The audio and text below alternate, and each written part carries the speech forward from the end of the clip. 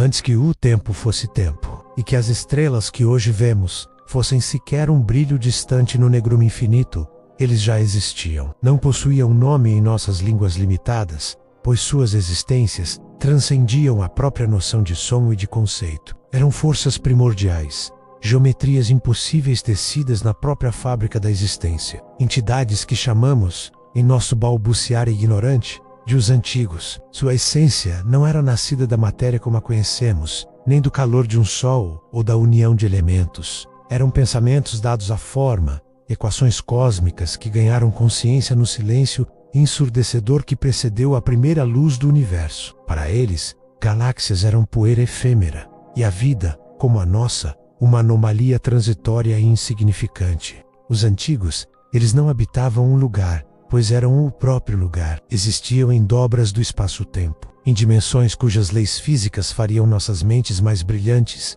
mergulharem na mais pura e incurável loucura. Imagine uma existência sem começo nem fim, um estado de ser perpétuo, onde o passado, o presente e o futuro convergem num único e aterrorizante ponto de consciência. Eram arquitetos e observadores, moldando realidades com a mesma facilidade com que uma criança brinca com areia, apenas para vê-las desmoronar sob o peso de sua própria complexidade. Sua ciência era uma forma de magia negra cósmica. Suas tecnologias, manifestações orgânicas de vontades incompreensíveis, capazes de dobrar a luz, silenciar o som e reescrever as leis da causalidade. Eram seres de uma solidão inimaginável, pois no pináculo da criação não há igual, apenas o eco do vazio e a vastidão de sua própria, infinita consciência. Contemplavam o cosmos não com curiosidade, mas com um tédio profundo, uma lassidão que se estendia por éons, pois já haviam visto tudo, criado tudo e destruído tudo, inúmeras vezes. Em seu estado de perpétua contemplação, perceberam uma dissonância, uma nota fora do tom, na sinfonia silenciosa do universo. Era uma vibração sutil, uma imperfeição que se espalhava como uma doença, através do tecido da realidade. Era vida, a vida biológica, caótica, imprevisível e, acima de tudo, mortal. Essa anomalia os intrigava e os repelia. Era um desafio à sua ordem, à sua lógica perfeita e imutável. Para eles, a sucessão de nascimento, crescimento e morte era um espetáculo grotesco, um ciclo inútil de sofrimento e insignificância. Por eras, apenas observaram essa praga se espalhar de um sistema solar a outro, como um mofo colorido crescendo sobre a tela imaculada de sua criação. Mas a passividade não era um traço eterno de sua natureza. Uma decisão foi tomada, não por palavras ou consensos, mas como uma mudança inevitável em sua própria matemática existencial. Eles interviriam, não para destruir, não ainda, mas para estudar, para compreender a mecânica dessa falha cósmica. E para isso, precisavam de um laboratório, um planeta isolado, jovem e vibrante, borbulhando com o potencial bruto dessa anomalia biológica. Sua origem é um paradoxo que desafia a lógica linear. Como algo pode existir antes da própria existência? Eles não nasceram de um ventre cósmico ou de uma singularidade primordial. Eles sempre estiveram lá. São a memória latente do universo antes mesmo de ele ter o que lembrar. Pense neles como as regras fundamentais que permitiram que o jogo do cosmos começasse. Antes da matéria, havia geometria. Antes da energia, havia o potencial. Eles são essa geometria, esse potencial. Sua forma, se é que podemos usar tal palavra, era fluida e mutável. Eram simultaneamente seres singulares e uma consciência coletiva, uma mente colmia que abrangia dimensões. Comunicavam-se não através de ondas ou partículas, mas pela alteração direta da realidade ao seu redor, criando padrões complexos de causalidade que transmitiam pensamentos de uma complexidade estonteante. Em seu domínio, a lógica era uma arte e a física, uma tela. Eles podiam pintar com a gravidade, esculpir com o tempo e compor sinfonias com o silêncio do vácuo. Em sua busca por conhecimento, eles criaram e descartaram incontáveis formas de vida. Criaturas feitas de luz solidificada, seres que se alimentavam de buracos negros e civilizações que viviam e morriam no espaço de um piscar de olhos de uma entidade cósmica. Mas todas essas criações eram extensões de si mesmos, lógicas e previsíveis. A vida orgânica, no entanto, era diferente. Ela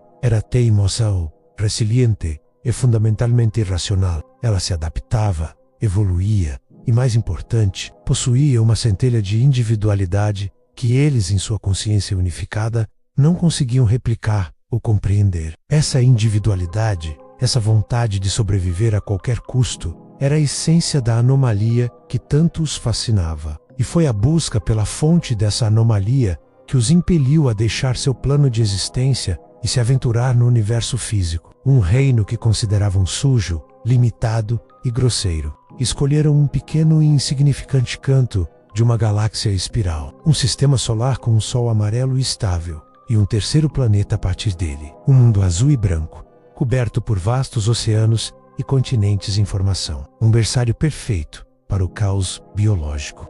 A chegada deles não foi um evento de fogo e fúria, como imaginamos em nossas ficções primitivas. Não houve naves rasgando os céus ou raios de energia incinerando a paisagem. Foi um evento muito mais sutil e aterrorizante. Foi como se a realidade local se dobrasse sobre si mesma por um instante. O céu, por um momento que não pôde ser medido, adquiriu tons de cores que olho algum jamais havia visto. As leis da física vacilaram. As rochas flutuaram. Os oceanos se aquietaram em um silêncio, e as primeiras formas de vida unicelulares que povoavam as águas primordiais pararam, suspensas em um momento de pura perplexidade existencial. Eles não aterrissaram na Terra. Eles se manifestaram aqui. Sua cidade, uma metrópole de geometrias alienígenas e materiais que desafiavam a compreensão, emergiu das profundezas geladas do que hoje conhecemos como o Oceano Antártico. Torres negras que pareciam absorver a luz se ergueram das águas abissais. Pináculos que se contorciam em ângulos impossíveis,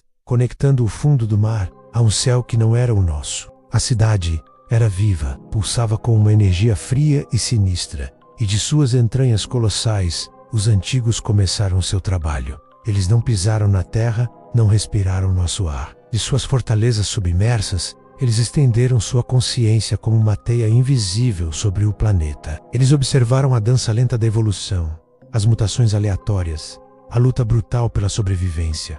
Mas a observação não era suficiente. Eles começaram a experimentar, aceleraram a evolução de certas espécies, criaram híbridos monstruosos nos recessos de seus laboratórios abissais e descartaram seus fracassos nas fossas oceânicas mais profundas, onde ainda hoje podem se esconder. Aguardando, foram eles que guiaram o salto evolutivo que deu origem às primeiras criaturas complexas. Cada grande extinção, cada explosão de nova vida, pode ter sido, na verdade, um experimento controlado, um ajuste de variáveis em sua grande e terrível pesquisa cósmica. Eles eram os deuses ocultos deste mundo, os jardineiros invisíveis do jardim da vida e da morte. E nós, a humanidade, talvez não sejamos mais do que o resultado mais recente e promissor de seus experimentos. Uma espécie com a centelha da individualidade que tanto procuravam, mas também com uma capacidade para o caos e a autodestruição, que talvez um dia os divirta, ou talvez finalmente os convença a esterilizar seu laboratório